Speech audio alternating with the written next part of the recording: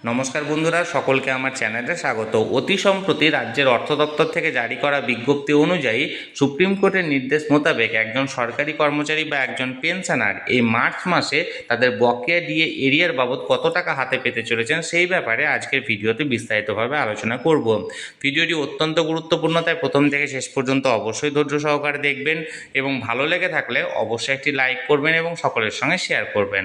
আর সেই সাথে এই চ্যানেলে যদি প্রথমবার হয়ে থাকেন এই রকমের ইনফরমেটিভ ভিডিও আরও দেখার জন্য যারা এখনও পর্যন্ত এই চ্যানেলটিকে সাবস্ক্রাইব করেননি তারা অবশ্যই চ্যানেলটিকে সাবস্ক্রাইব করে নিতে ভুলবেন না।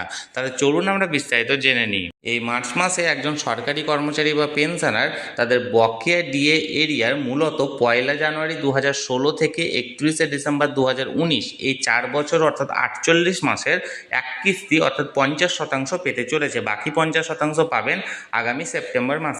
দেখুন, এটা একটি নামী সংবাদপত্রের প্রতিবেদনের অংশ। এখানে হেডলাইন্স দেওয়া হয়েছে বকেয়া ডিএর ন্যূনতম প্রাপ্তি 1.5 লক্ষ অর্ধেক এ মাসেই।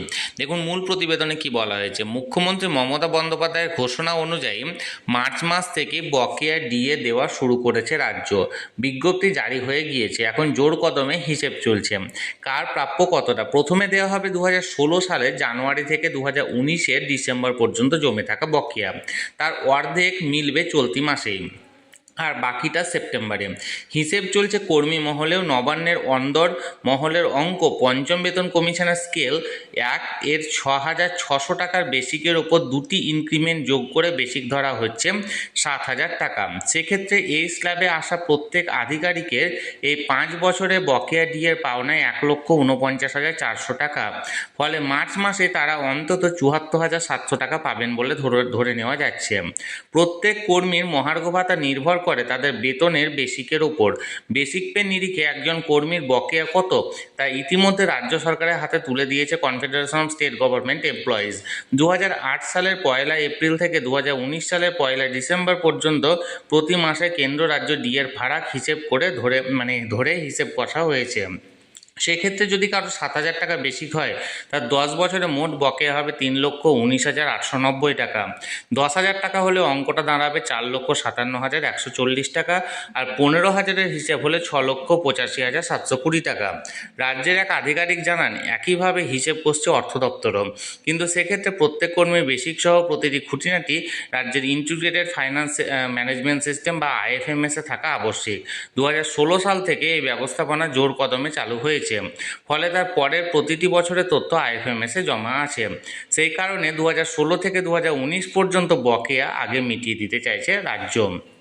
কনফেডারেশনের সাধারণ সম্পাদক মলয় মুখোপাধ্যায়ের বক্তব্য, প্রায় 12 লক্ষ কর্মী ও পেনশন প্রাপক উৎকণ্ঠায় রয়েছেন, কারণ সুপ্রিম কোর্ট বকেয়া ডিএর 25% এবং বাকি 75%-এর অন্তত একটি কিস্তি 31 মার্চের মধ্যে মেটানোর নির্দেশ দিয়েছিলেন। এই নির্দেশ পূরণ হলো কি না সর্বোচ্চ আদালত তার পর্যালোচনা হবে 15 এপ্রিল।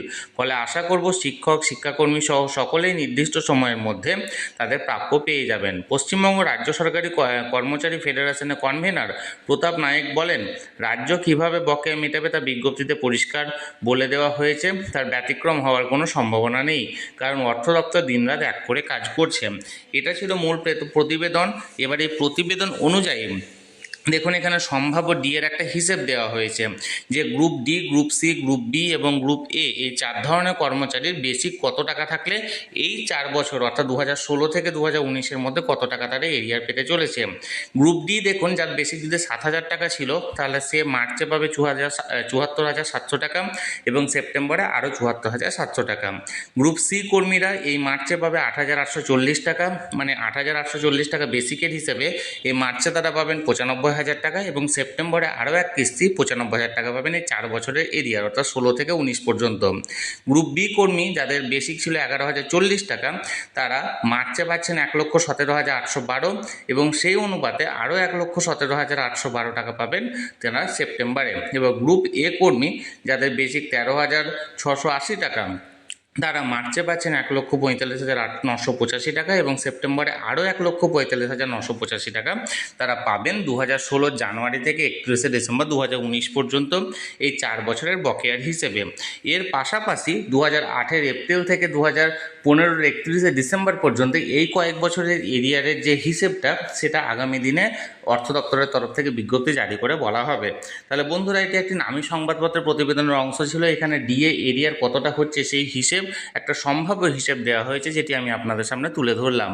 এই নিয়ে যদি আপনাদের কোনো প্রশ্ন থাকে অবশ্যই কমেন্ট করুন, আর ভিডিওটি ভালো লেগে থাকলে অবশ্যই একটি লাইক করুন এবং সকলের সঙ্গে শেয়ার করুন, আর সেই সাথে এই চ্যানেলে প্রথমবার হলে অবশ্যই চ্যানেলটিকে সাবস্ক্রাইব করে রাখুন। ধন্যবাদ, দেখা হচ্ছে পরের ভিডিওতে।